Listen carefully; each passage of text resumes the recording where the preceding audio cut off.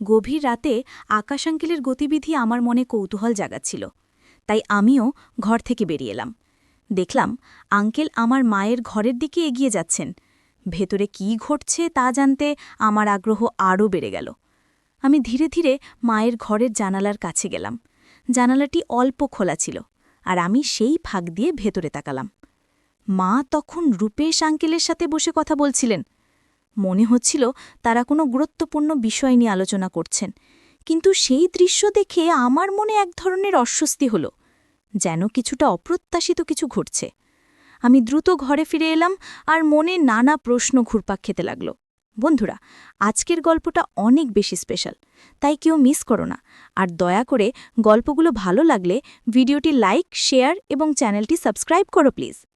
আমার মা ছিলেন অনেক সুন্দর এবং অনেক ভালো চরিত্রের অধিকারী। মা গ্রামের অনেকের বাড়িতে কাপড় ধোয়া, বাসন মাজা এবং ঘর পরিষ্কার করার কাজ করতেন। আমাদের আর্থিক অবস্থা এমন ছিল যে আমার পড়াশোনা চালিয়ে যাওয়া সম্ভব ছিল না। তাই চতুর্থ শ্রেণী পর্যন্ত পড়ার পর মা আমাকে স্কুলে পাঠানো বন্ধ করে দিলেন এবং আমার দায়িত্ব হয়ে গেল মায়ের কাজে সাহায্য করা। মা যেখানে যেখানে কাজ করতেন আমিও সেখানে তার সাথে যেতাম। আমি সব সময় মায়ের পাশে থেকে ঘরের কাজগুলো করতাম এবং তাকে সাহায্য করতাম। মা ছিলেন খুবই সৎ এবং পরিশ্রমী। তিনি কখনো অন্য কারো প্রতি অন্যায় আচরণ করতেন না। মা বেশি কথা বলতেন না, চুপচাপ নিজের কাজ শেষ করে বাড়ি ফিরে আসতেন। আমাদের পরিবারের আর্থিক অবস্থা দেখে গ্রামের অনেকেই মাকে প্রলুব্ধ করার চেষ্টা করেছিল। মাকে তারা অনেক ধরনের লোভ দেখাতো। তাদের ধারণা ছিল যে আমরা গরিব বলে হয়তো মা তাদের কথায় বিভ্রান্ত হতে পারেন। যেসব বাড়িতে মা কাজ করতেন সেখানকার কিছু পুরুষ ও ছেলেরা তাকে ভুল পথে চালিত করার চেষ্টা করত, কিন্তু মা কখনোই তাদের কোনো প্রস্তাবকে গুরুত্ব দেননি। গ্রামের কিছু প্রভাবশালী লোক আর দুষ্ট প্রকৃতির মানুষও মাকে তাদের ফাঁদে ফেলার চেষ্টা করেছিল, কিন্তু মা কখনো তাদের কথায় কর্ণপাত করেননি। মায়ের মন সবসময় আমার এবং আমাদের সংসারের অবস্থার দিকেই নিবদ্ধ ছিল। তিনি কখনো পিছন ফিরে তাকাতেন না, এবং তার সততা ও কঠোর মনোবলের জন্য আমি সব সময় তার প্রতি গর্বিত ছিলাম। একদিন গ্রামের একজন প্রভাবশালী ব্যক্তি, যিনি একজন নেতা ছিলেন, সরাসরি মায়ের কাছে একটি প্রস্তাব নিয়ে এসেছিলেন। তিনি মাকে বলেছিলেন, তোমার পরিস্থিতি দেখে আমার খারাপ লাগে। তুমি যদি চাও তাহলে তোমার এবং তোমার মেয়ের জীবনে আর কোনো কষ্ট থাকবে না। শুধু আমার কথাটি মেনে নাও। মা তার কথা শুনে সোজা তার চোখের দিকে তাকিয়ে বললেন, আমার নিজের পরিশ্রমের উপর বিশ্বাস আছে, আমি কারো দয়া চাই না।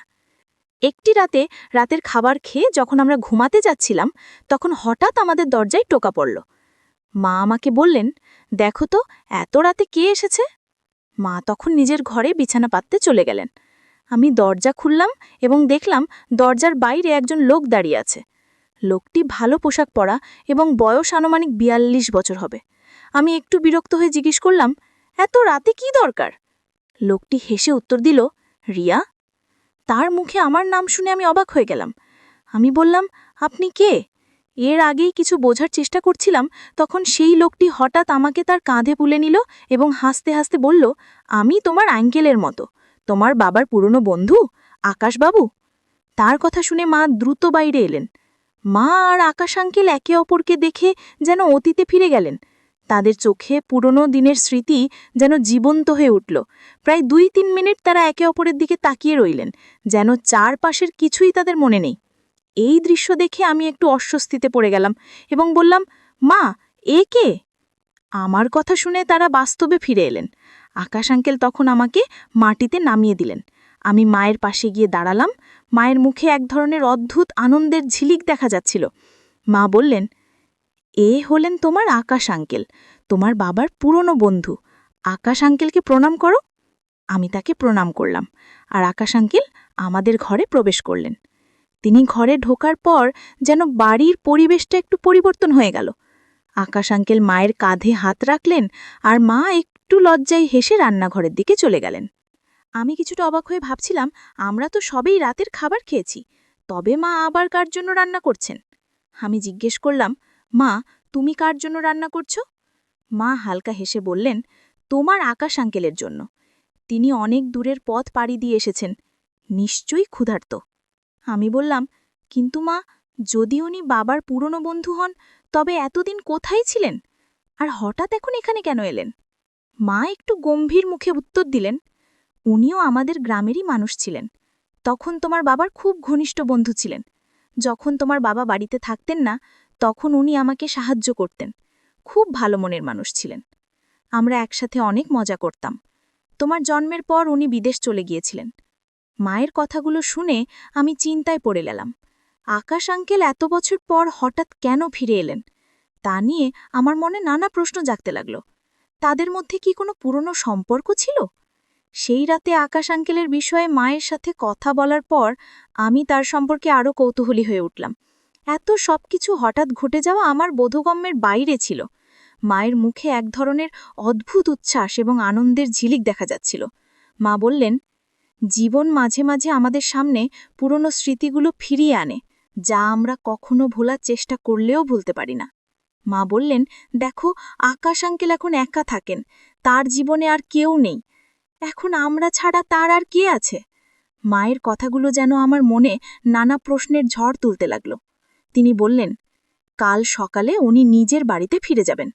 মায়ের কথা শুনে আমি ভাবছিলাম, আকাশ আঙ্কেলের এই হঠাৎ আশাটা আমাদের জীবনে কি পরিবর্তন আনতে পারে। তার আশাতে মা অনেক খুশি ছিলেন। আকাশ আঙ্কেল আসার পর থেকে তিনি সব সময় মায়ের কাছাকাছি থাকার চেষ্টা করছিলেন। বিভিন্নভাবে মাকে হাসানোর চেষ্টা করছিলেন।